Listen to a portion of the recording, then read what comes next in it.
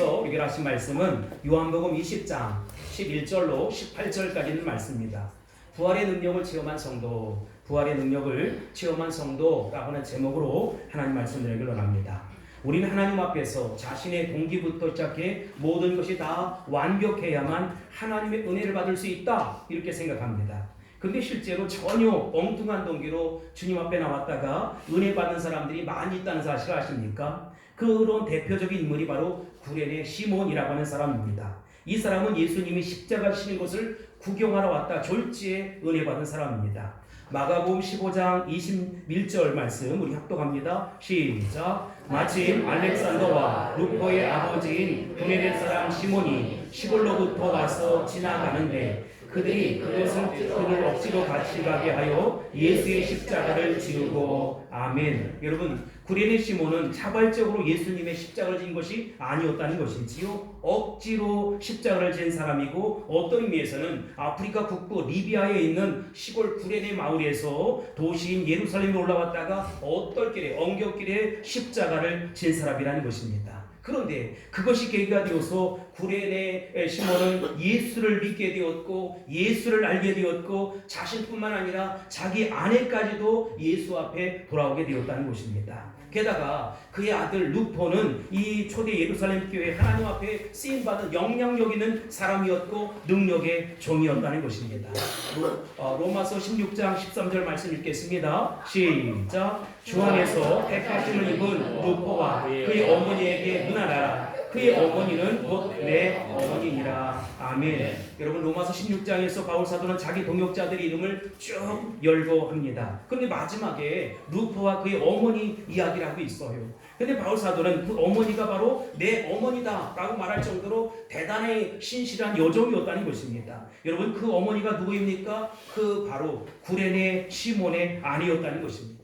우리가 볼 때 비록 엉성해 보일지 모르지만 어떤 작은 계기가 되어서, 작은 글씨가 되어서 하나님 앞에 크게 쓰임받고 존귀히 쓰임받는 사람이 있다는 것입니다. 예배에 나오는 모든 사람이 내 모습 이대로, 부족한 모습 이대로 나올지는 모르지만 그 예배의 자리에서 우리 주님, 생명의 주님, 부활의 주님을 만나면 우리 주님은 생명을 부어주시고 구원을 부어주시고 능력을 부어주셔서 주님 앞에 놀랍게 쓰임받는 거목들이 되게 하신다는 것입니다. 이런 부족함을 가지고 나왔다가 은혜 받은 여인이 있어요. 예수께로 돌아왔던 여인이 있어요. 그가 누구입니까? 본문에 등장하는 막달라 마리아라고 하는 여인입니다. 마리아는 사실 굉장히 열심히 있는 그런 여성으로 묘사되어 있어요. 그리고 인류 역사상 가장 천한 여자였다가 가장 거룩한 여인으로 변화받은 인물이었다, 이렇게 소개하고 있습니다. 여러분, 왜 그렇습니까? 막달라 마리아는 원래 7 귀신 들렸던 여인이었고 창녀였어요. 그런데 예수님 막달라 마리아를 이제 만나주시고 만난 다음에 그는 죄용서함, 죄사함을 받게 되었다는 것입니다.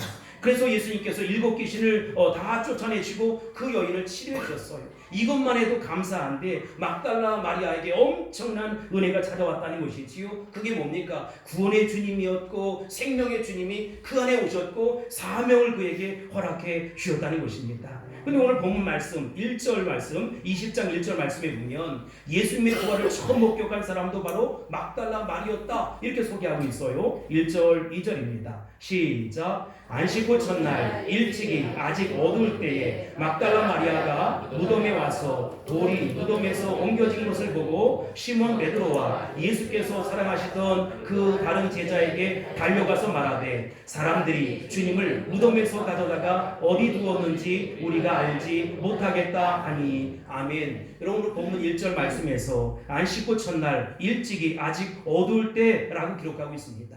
여기 일찍이 아직 어두울 때라고 하는 것은 사경이에요.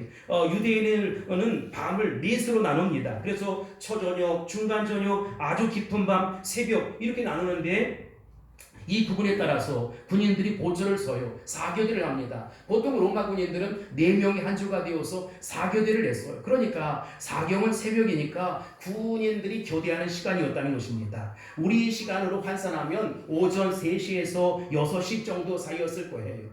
당시 안식일에는 무덤을 찾아갈 수 없었기 때문에 안식이 끝난 다음날 막달라 마리아는 가장 첫 시간에 이제 무덤 안에 계신 예수님을 보려고 다른 여인들과 함께 무덤으로 달려갔다는 것입니다. 그저께 성금요일 골고다 언덕에서 있었던 잔인한 십자가 처형 사건으로 인해서 예수님을 따르던 제자들과 여인들은 속된 말로 아직도 한이 풀리지 않았다는 것입니다. 울분을 사귀지 못하고 하루 이틀 이렇게 보냈는데 겉으로는 표현하지 못한 채 그 감정이 고스란히 그들 마음속에 있었다는 것입니다. 당시 유대인들은 안식일에 활동할 수 없었기 때문에 다음날 주일 아침 일찍이 예수님의 무덤으로 찾아온 것이지요. 여러 명의 여인이 있었지만 요한복음에 특별히 이 여인 막달라 마리아에게 포커스를 초점을 맞춘다는 것입니다. 아마 그녀의 행동이 특이했고 그 상황에서 특별한 의미가 있었던 것처럼 보여요. 우리가 알다시피 막달라 마리아는 과거에 7 귀신이 들렸던 짐승과 방불한 삶을 살던 여인이었고 창녀였다는 것입니다. 그런데 그녀가 예수님을 만났고 영생을 얻었고 새 사람이 되었다는 것입니다. 사랑하는 성도 여러분, 여러분도 예수를 만나셔야 합니다. 영생을 얻고 새 사람이 되어야 한다는 것입니다. 사람은 사랑을 받은 만큼 다른 사람에게 사랑을 흘려보낼 수 있어요. 은혜를 받은 만큼 주님 앞에 헌신할 수 있다는 것입니다. 막달라 마리아는 예수님께 받은 것이 너무나 많았어요. 그녀 자신은 인생을 새롭게 이제 얻게 되었어요. 구원을 받았단 말이지요. 변화되어서 이제 새 사람이 되었고 그 사랑을 예수님에게 쏟고 특별한 사랑을 받았기 때문에 그것을 흘려보내고 싶었던 것입니다. 사랑은 다른 사람이 하지 않는 것을 하게 돼요. 사랑하는 사람만이 할 수 있는 것이 있다는 것입니다. 보통 사람은 보지 못하고, 보통 사람은 듣지 못하고, 보통 사람은 말하지 못하는 것을 사랑하는 사람은 보고 듣고 말할 수 있다는 것입니다.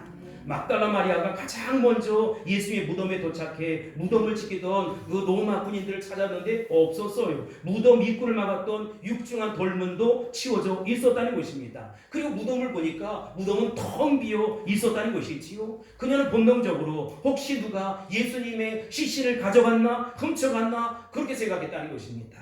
그녀는 예수님의 시신이 없어진 것을 알고 급히 발길을 돌립니다. 그래서 초대교회 수장인 베드로와 요한 사도에게 달려가서 이 사실을 낱낱이 이야기하는 것이지요. 그때가 아마도 오전 5시 30분쯤 이후로 추정이 됩니다. 막달라 마리아는 예수님의 부활에 대해서 관념조차 없었기 때문에 예수님의 시신은 도둑 맞았다, 무덤이 없으니까 도둑 맞았다 이렇게 생각했던 것이지요. 예수님이 일찍이 이전에 예수님의 부활에 대해서 많이 말씀하셨음에도 불구하고 자주 말씀하셨음에도 불구하고 그것이 관념조차 생각 속에 없는 거예요. 예수님께서 이전에 자신의 부활에 대해서 얼마나 자주 말씀하셨습니까? 요한복음 11장에 보니까 나사로의 죽음의 그 무덤 앞에서 이렇게 말씀하셨어요. 요한복음 11장 25절에 보면 나는 부활이요 생명이니 나를 믿는 자는 죽어도 살겠고 라고 말씀하셨습니다. 이것을 막달라 마리아도 익히 듣고 있었고 알고 있었어요. 그렇지만 그 말씀을 새카맣게 잊어버리고 있었다는 것입니다. 예수님은 여러 차례 내가 죽은 지 장사한 지 사흘 만에 죽은 자 가운데서 다시 살아날 것이다, 장사한 지 사흘 만에 다시 살아날 것이다 라고 말씀하셨어요.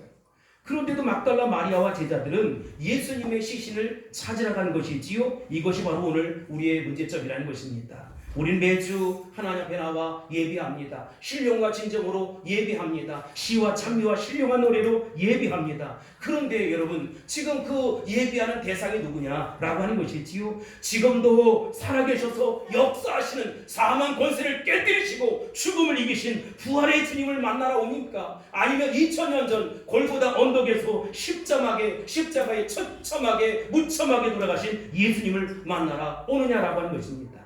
그런데 많은 사람들은 부활의 예수, 생명의 예수, 구원의 예수라고 이야기하지만 실질적인 마음속에는 많은 사람들이 시신처럼 이르고 있는 그 예수, 정말로 십자가에서 처참하게 무참하게 죽어버린 예수를 찾아온다는 것입니다. 여러분 어떻습니까? 예수님의 시신이라도 한번 보기를 원합니다. 하지만 예수님께서는 지금도 우리에게 동일하게 말씀하고 계시다는 것입니다. 나는 어제나 오늘이나 영원토록 동일하느니라. 나는 어제나 오늘이나 영원토록 동일하느니라. 지금도 주의 이름으로 두세 사람이 모인 곳에 우리 주님 함께 하신다는 것입니다. 부활하신 예수님의 임재 가운데 드리는 것이 바로 뭡니까? 예배라는 것이지요. 예배는 2000년 전에 예수님의 추억하는 모임이 아니에요. 바로 이 자리에서 우리의 예배를 받으시고 우리의 찬양을 받으시고 영광을 홀로 받으시는 그 주님 앞에 부활의 능력 가지고 부활의 산소만 가지고 드려지는 것이 바로 예배라는 것입니다. 이것을 믿는 것이 믿음이고 이것을 신앙하는 것이 예배라는 것입니다. 막달라 마리아는 베드로와 요한에게 사람들이 무덤에서 예수님의 시신을 가져갔다, 도대체 어디 두었는지 모르겠다, 이렇게 얘기하는 거예요. 그 얘기를 듣고 베드로와 요한 사도도 예수님의 죽음과 장례 절차에 대해서 충격을 받고 안정을 찾지 못했는데 시신마저 없어졌다고 하니까 또 한번 큰 충격을 받습니다. 3절로 7절입니다. 시작. 베드로와 그 다른 제자가 나가서 무덤으로 갈새 둘이 같이 다름질하니 하더니 그 다른 제자가 베드로보다 더 빨리 달려가서 먼저 무덤에 이르러 그 무려 세마포 놓인 것을 보았으나 들어가지는 아니하였더니 시몬 베드로는 따라와서 무덤에 들어가 보니 세마포가 놓였고 또 머리를 쌌던 수건은 세마포와 함께 놓이지 않고 딴 곳에 쌌던 대로 놓여 있더라. 아멘. 여기서 재밌는 것은 요한복음을 기록한 사도 요한의 태율도예요. 그는 요한복음에서 자신의 이름을 전혀 기록하지 않습니다. 은근히 그러면서도 자신의 모습을 드러내는 것이지요. 베드로와 요한 사도에게 매우 다른 성격이 있었음을 우리는 확인할 수가 있어요. 두 사람이 막달라 마리아의 말을 듣고서 예수님의 무덤으로 황급히 뛰어가는 것입니다. 요한 사도는 베드로 사도보다 먼저 무덤에 도착했어요. 그리고 이제 천천히 주위를 살피는 것이지요. 그는 섣불리 행동하지 아니하고 아주 주도 면밀하게 주위를 뛰어나게 관찰하고 있는 것입니다. 하지만 늦게 도착했던 베드로 사도는 앞뒤 가리지 아니하고 그저 무덤으로 뛰어들어가는 것입니다. 이 베드로 사도는 그만큼 다혈질적인 성품을 가진 사람이에요. 여기서 우리가 얻을 수 있는 교훈이 뭡니까? 주님의 몸된 교회에 다양한 사람들이 모일 수 있다라고 하는 것입니다. 성격이 급한 사람, 관찰력이 뛰어난 사람, 행동에 민첩한 사람 등등 여러 유형의 사람들이 모일 수 있지만 모든 사람이 다 주님 앞에 나름 필요한 사람들이라는 것입니다. 어떤 유형의 사람은 좋고 어떤 유형의 사람은 나쁘다 이렇게 말해서는 안 된다는 것이지요. 저마다 다른 특질을 갖고 있다는 것을 기억하셔야 한다는 것입니다. 나와 같지 아니하면 저 사람 나쁜 사람라고 정죄할 수 있지 않게 되기를 바랍니다. 사람마다 다 기질이 있고 특성이 있고 달란트가 있고 탁월한 면이 있어요. 그 모습을 그대로 주님 앞에 드려 쓰임받는 것입니다. 하나님이 이 모든 것들을 합력해 선을 이루신다는 것이지요. 베드로와 요한 사도는 성품이 전혀 달랐지만 아름다운 팀워크를 이루어서 하나님 나라 선교 완성을 이루어갔다는 것입니다.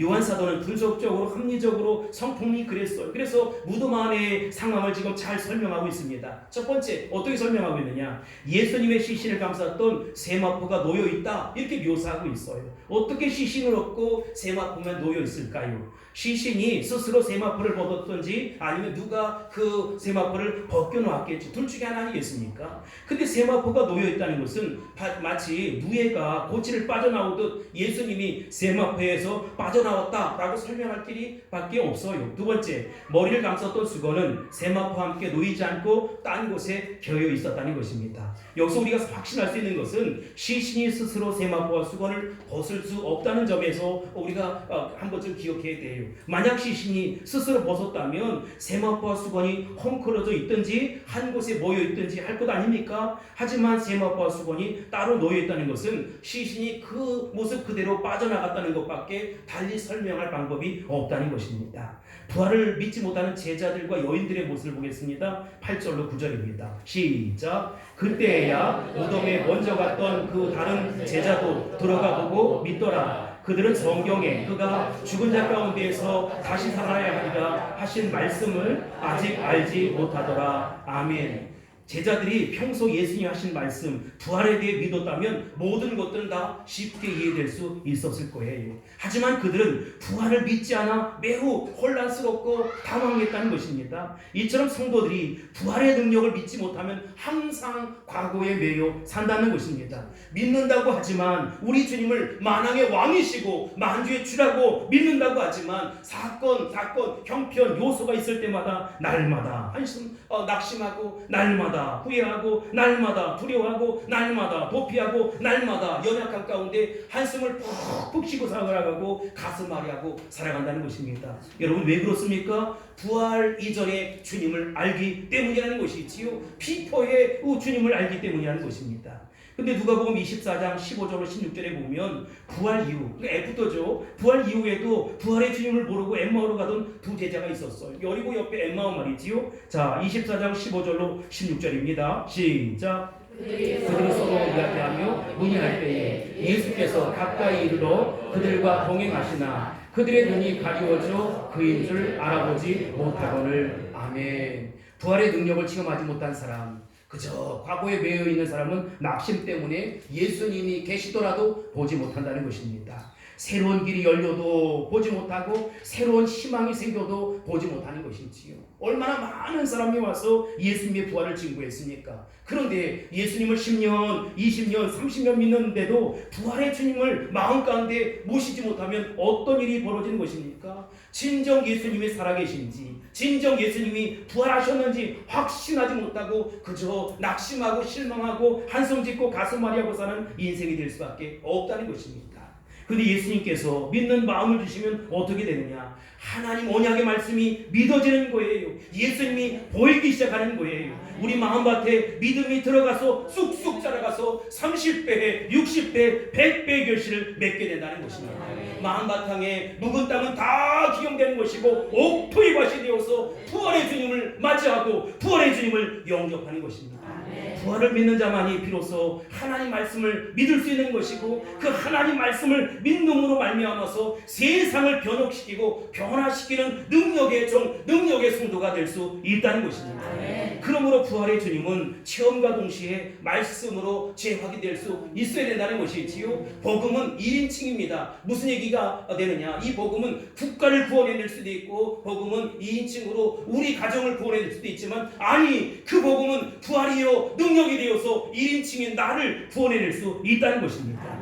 말씀을 선포하면 말씀이 우리 머리까지는 갈 수 있어요. 예수님을 오래 믿으면 성경의 내용을 다 꿰뚫을 수 있어요. 풀이 과정도 알 수 있다는 것입니다. 그러나 그 말씀이 그냥 추억 속에 기억 속에 새록새록 남아있는 것이지요. 그러나 부활의 주님을 만나면 어떻게 됩니까? 복음이 1인칭이 되어서 우리 가운데 숨겨졌던 그 말씀을 들을 때마다 믿음의 불이 활활 타오르게 되고 마음이 뜨거워지게 되고 하나님 나라 선교 완성을 위해 살아가는 것이고 저 천국을 소망하며 살아가는 것이고 날마다 주님과 동행하는 삶을 살아가게 되는 것입니다. 여기 마태복음 27장 63절, 누가복음 24장 6절, 요한복음 2장 22절에 보면 제자들이 그 말씀을 기억하였더라, 제자들이 그 말씀을 기억하더라 이렇게 말씀하고 있습니다.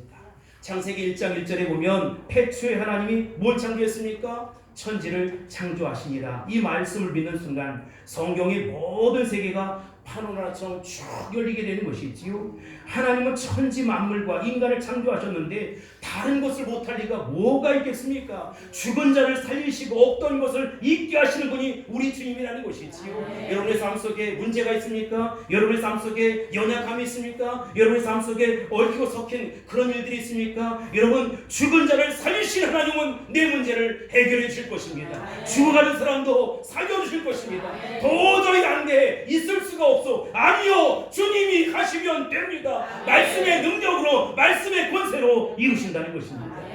그런데 제자들은 예수님이 죽으시고 3일 만에 부활하셨다는 사실을 믿지 않아요. 지금 제자들은 예수님의 시신이 없었다, 그것 때문에 큰 충격을 받게 되는 것이고 혼란에 빠지게 되는 것입니다. 왜냐하면 예수님의 무덤 안은 마치 잘 정돈된 호텔 같았어요. 예수님 하신 말씀을 그대로 믿었더라면 아하, 예수님이 부활하셨구나 이렇게 믿을 터인데 그러지 못하는 것이지요. 10절 보겠습니다. 시작. 이에 두 제자가 자기들의 집으로 돌아가니라. 두 제자는요 할 말을 이뤘어요. 사람은 예수를 믿지 않고 반대하다가 기적이 계속 일어나면 할 말을 잃어버리는 것이지요. 예수님과 기적을 믿지 못하고 부인하지도 못하고 어정쩡한 상태로 믿지도 못하고 이런 것이지요. 제자들도 마찬가지였어요. 이것이 2000년 전 주일 새벽 5시에서 6시쯤 일어난 예수님의 부활 사건이라는 것입니다. 무덤 안을 지키는 두 천사를 볼까요? 막달라 마리아는 예수님의 부활 현장을 보고만 있었어요. 그녀는 예수님의 무덤을 떠나지 않고 그대로 남아서 누가 도대체 예수님의 시신을 가져갔을까? 이것을 알아보기 시작하는 것이지요. 사람이 사랑을 하게 되면 아무도 말리지 못하는 거예요. 여러분, 사랑은 이론이 아니라 실천입니다. 아마도 막달라 마리아의 예수님에 대한 사랑이 그랬나 봅니다. 11절 12절입니다. 시작. 마리아는 무덤 밖에 서서 울고 있더니 울면서 구부려 무덤 안을 들여다보니 흰옷 입은 두 천사가 예수의 시체 뉘었던 곳에 하나는 머리편에 하나는 발편에 앉았더라. 아멘. 베드로와 요한 사도가 예수의 무덤 안에서 보지 못한 천사를 누가 봅니까? 막달라 마리아가 봐요. 두 천사는 베드로와 요한이 집으로 돌아간 후에 온 것이 아니라 처음부터 그 무덤 안에 계셨다는 것입니다. 막달라 마리아는 예수님의 시신을 찾으려고 울다가 무덤 안을 여기저기 돌아보다가 두 천사가 앉아있는 것을 발견했어요. 그래서 우리가 짚고 넘어갈 부분이 있는데, 예배드린 이 순간에도 천사가 우리 가운데 와서 우리 예배를 돕는다는 것입니다. 우리의 삶을 돕고 우리의 생활을 돕는다는 것입니다. 다만 천사를 보는 사람이 있는가 하면 천사를 보지 못하는 사람이 있는 것이지요. 예수님이 겟세마네 동산에서 땀방울이 핏방울이 맺히도록 기도하실 때 마귀도 예수님을 공격했지만 미가엘 천사가 예수님의 기도를 도왔다는 것입니다. 여러분, 예수님을 도왔던 그 천사는 우리의 삶에 헬퍼로 다가오셔서 우리를 돕고 우리를 지키고 우리를 보호하고 우리를 상관하고 우리의 삶에 날마다 풍성한 은혜를 덧입혀 준다는 것입니다. 여러분, 우리가 기도할 때 가슴이 뜨거워지고 기절할 것 같은 상황 속에서도 쉼이 생기고 용기가 생기고 찬송이 넘치고 말할 수 없는 기쁨이 솟아난다면 성령께서 역사하는 것이고, 지금 천사가 나를 돕는구나 확신할 수 있게 되길 바랍니다. 이와 같은 체험이 있을지어다, 이와 같은 은혜가 나타날지어다, 이런 현상을 우리는 예수님의 무덤에서 발견할 수 있는 것입니다.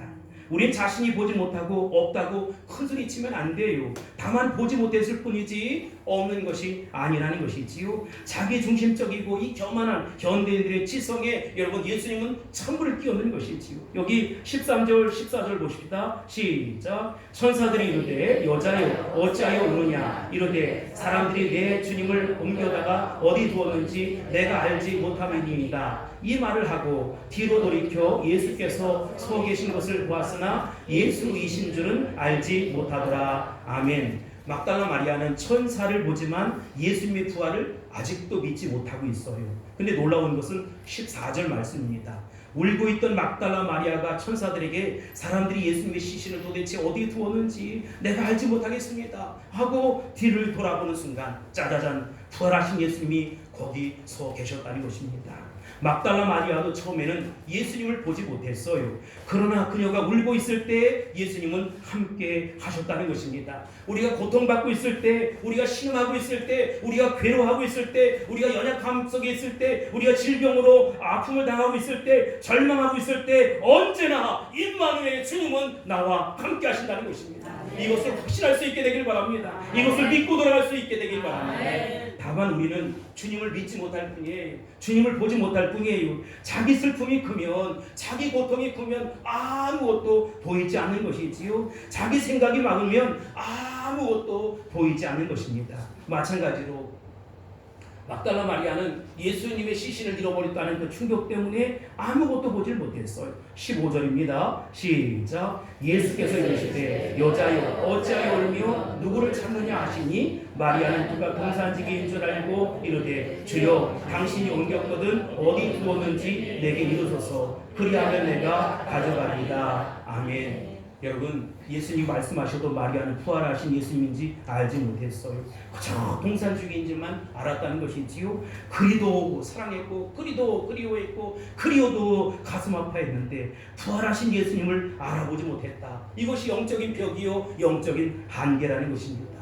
기도하고 금식하고 찬양하고 예배해도 예수님이 보이질 않아요. 더 없는 천사도 볼 수가 없는 것이지요. 16절입니다. 시작. 예수께서 마리아야 하시거늘 마리아가 돌이켜 히브리 말로 라보니 하니 이는 선생님이라는 말이라. 아멘. 예수님이 마리아야 라고 부르십니다. 여러분, 어찌 예수님이 마리아만 부르시겠습니까? 병문아 하고 부르실 것이고 여러분의 이름을 부를 것입니다. 마리아야 누구야 라고 부르시자 그때야 정신이 번쩍 들었어요. 드디어 막달라 마리아는 부활하신 예수님을 보게 된 것이지요. 그녀는 예수님의 음성을 듣고 부활의 실체를 목격한 것입니다. 17절 18절입니다. 시작. 예수께서 이르시되 나를 붙들지 말라. 내가 아직 아버지께로 올라가지 아니하였노라. 너는 내 형제들에게 가서 이르되 내가 내 아버지 곧 너희 아버지 내 하나님 곧 너희 하나님께로 올라간다 하라 하시니 막달라 마리아가 가서 제자들에게 내가 주를 보았다 하고 또 주께서 자기에게 이렇게 말씀하셨다 이르니라. 아멘. 여호수아서 14장에 보면 갈렙이 나와요. 갈렙이 그때 나이가 84세였어요. 그런데 갈렙이 84세 된 갈렙이 노인 갈렙이 여호수아에게 이렇게 요청합니다. 이 산지를 내게 주소서. 당시 이스라엘 백성들에게 정복하지 못한 땅이 헤브론이 있었어요. 그것은 거대한 아낙자손, 키가 큰 아낙자손들이 지배하고 있었고 성이 굉장히 튼튼해서 도저히 정복할 수 없는 성이요 정복할 수 없는 땅이었다는 것입니다. 그들과 맞서 싸우고자 하는 젊은이들이 나타나지 않았어요. 선뜻 나타나지 않았어요. 그런데 84세 된 갈렙이 이 산지를 내게 주소서, 이 산지를 내게 주소서, 내가 정복하겠습니다 하고 믿음으로 나가는 것이지요. 갈렙은 나이든 노인이었지만 그 마음속에 청년의 기계가 있었고 하나님을 향한 믿음이 있었다는 것입니다. 이처럼 부활의 능력이 있는 사람들은 꿈을 가지고 살아갑니다. 직장에서 쫓겨나고 지회사에서 부도가 나고 사업이 망하고 장사가 안 돼도 믿음을 가진 사람들은 꿈이 있고 소망이 있고 비전이 있고 그것이 점점 믿음으로 확산된다는 것입니다. 세상을 이기는 힘이 뭐냐? 우리 주님이 부어셔야 세상을 이기지요. 성령이 부어지면 부활의 능력이 부어지면 이제까지 수세에 몰렸던 사람들이 전방으로 나서게 된다는 것입니다. 전에는 아웃사이더의 모습으로 쩔쩔매고 안절부절하던 그 사람들이 주도권을 가지고 신권으로 나아가서 이 세상을 변화시키는 춤추 역할을 감당하게 된다는 것입니다. 나를 핍박했고 나를 조롱했고 나를 욕했던 그 사람들을 전도 대상자로 삼게 된다는 것이지요. 이제 이 부활의 능력은 우리의 능력을 바꿀 것입니다. 여러분, 이전에 예수님이 부활 이전에 이 비포에 예수님만 믿는 것이 아니라 사망 권세를 깨뜨리시고 죽음을 이기신 그 애프터 부활을 믿을 수 있게 되길 바랍니다. 그 부활의 능력이 여러분 가운데 함께하기를 예수님의 이름으로 축원합니다. 부활의 능력은 우리에게 꿈과 비전과 환상을 줄 뿐만 아니라 능력도 고스란히 부어준다는 것이지요. 그 능력의 대표적인 것이 뭐냐? 사망 권세를 깨뜨리시는 능력이에요. 인류 최대의 원수는 사망입니다. 그래서 고린도전서 15장 26절에 보면 맨 나중에 멸망받을 원수는 사망이니라 라고 바울사도는 진단합니다. 그렇지만 부활의 능력을 가진 사람들은 이렇게 선포할 수 있는 것이지요. 고린도전서 15장 55절로 57절입니다. 시작. 사망아 너의 승리가 어디 있느냐? 사망아 내가 쏘는 것이 어디 있느냐? 사망이 쏘는 것은 죄요 죄의 권능은 율법이라. 우리 주 예수 그리스도로 말미암아 우리에게 승리를 주시는 하나님께 감사하니. 아멘. 우리에게 승리를 주시는 하나님께 감사합시다. 우리에게 승리를 주시는 하나님을 더 높입시다. 하나님을 찬송하는 이 아침 되기를 바랍니다. 부활의 능력은 내 삶의 모든 장벽을 다 깨뜨리고 부수고 박살내고 허물어뜨려 버린다는 것입니다. 십자가에서 죽으신 예수님이 부활하는 것을 막기 위해서 사람들이 한 일이 있어요. 세 가지입니다. 첫 번째, 무덤의 입구를 큰 돌로 막았어요.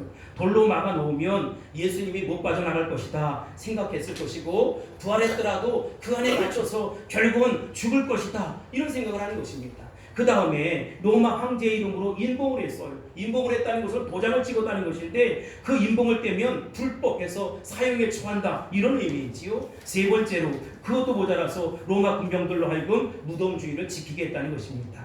이 땅을 살아갈 때 믿는 사람들이 당하는 게 바로 이 세 가지예요. 어느 때는 우리 앞에 큰 돌이 장벽이 막혀 있습니다. 못 빠져나갈 것 같습니다. 그런 상황에서 하나님 내 앞에 이 돌이 막혀 있네요. 내가 너무 힘들고 어려워요. 또 어느 때는 인봉으로 우리를 꼼짝달싹 못하게 하는 것이 있지요. 세상의 법칙으로, 세상의 원리로, 세상의 환경으로 우리를 애워싸는 것입니다. 그러면 이번 주에 가게문 열어야 되는데, 이번 주일에 학교 가서 공부해야 되는데, 요즘같이 어려울 때 먹고 살려고 주일 이렇게 부지런히 주일에도 일해야 되는데, 이런 인봉들이 우리 주변에 언제든지 널려 있다는 것입니다. 그래서 우리는 마치 이 인봉을 떼면 죽을 것 같은 거예요. 인봉들은 도처에 깔려있고 그것도 안 되면 군대의 힘을 가지고 주변을 온통 둘러싸게 된다는 것입니다.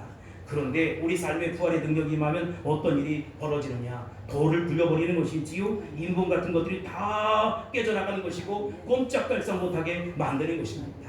세상 권세가 하나님 권세 앞에 무슨 힘을 쓸 수 있겠어요? 군대가 지킨다고요? 나중에는 혼민 복지산에서 물러갈 것입니다. 내 삶에 어려움이 찾아왔어요. 고통이 찾아왔어요. 말로 형언할 수 없는 아픔이 찾아왔어요. 여러분, 한 길로 왔다가 7길로 물러가게 될 것입니다. 한 길로 왔다가 7길로 물러갈지어다. 한 길로 왔다가 7길로 물러갈지어다. 부활의 능력이 여러분의 삶의 모든 아픔과 고통을 깨뜨릴 수 있게 되길 바라고, 문제를 제압할 수 있게 되길 바라고, 어려움들을 박살낼 수 있는 이 시간 될 수 있기를 주의 이름으로 축원합니다. 부활의 능력을 체험하면 하면 이 돌도 굴러져 버리는 것이고 인봉도 깨져 버리는 것이고 군대도 박살낼 능력을 갖게 되는 것이지. 이 권능이 우리 주변에 있는 모든 사람들에게 임해야 하고 우리 성도들에게 임해야 하는 것입니다. 여러분 가운데 강력하게 부활의 능력을 사모할 수 있게 되길 바랍니다. 이렇게 온갖 것으로 방해를 받음에도 불구하고 예수님은 사망 권세를 깨뜨리시고 죽음을 이기시고 다시 부활하셨습니다. 오히려 이런 큰 돌, 인봉, 군대의 힘이 예수님의 부활에 확실한 증거가 되었고 증표가 되었습니다. 그러므로 하나님 사람들은 세상의 방해까지도 하나님의 일을 하는데, 하나님의 사역을 하는데 도구로 사용할 수 있어야 된다는 것입니다. 하나님의 일을 하는 사람들은 주변의 방해 때문에 넘어져서는 안 돼요. 하나님께서 이 부활의 아침에 은혜를 부으시기만 하면 우리 안에 있는 어떠한 장애물도 다 사라지게 될 것입니다. 어떠한 장벽도 다 무너지게 될 것입니다. 여러분의 연약함도 나사렛 예수 이름으로 치료함을 받을지어다. 나사렛 예수 이름으로 노임받을지어다. 크신 주께 더 찬양할 수 있게 되길 바라고, 더 크게 쓰임받는 도구가 될 수 있게 되길 바랍니다. 이 부활의 아침에 이것을 확신하고 돌아가세요. 여러분, 애프터 그 부활 이전에 예수님만이 아니라 정말 비포의 예수님이 아니라 애프터 그 이후, 부활 이후에 그 주님을 만날 수 있게 되길 바랍니다. 그래서 부활의 능력이 우리 공동체를 덮고 우리 가정을 덮고 우리의 삶을 덮어서 하나님께는 영광이 되고 이 땅에 산소망이 넘칠 수 있게 되길 바랍니다. 하나님의 은혜가 나타날지어다. 하나님의 능력이 임할지어다. 하나님의 권세가 나타날지어다. 기도하겠습니다. 고마우신 아버지 하나님, 감사합니다. 사망 권세를 깨뜨리시고 죽음을 이기신 주님을 찬양합니다. 오 주님, 우리 연약한 모든 성도들 일으켜 세워주시길 원합니다.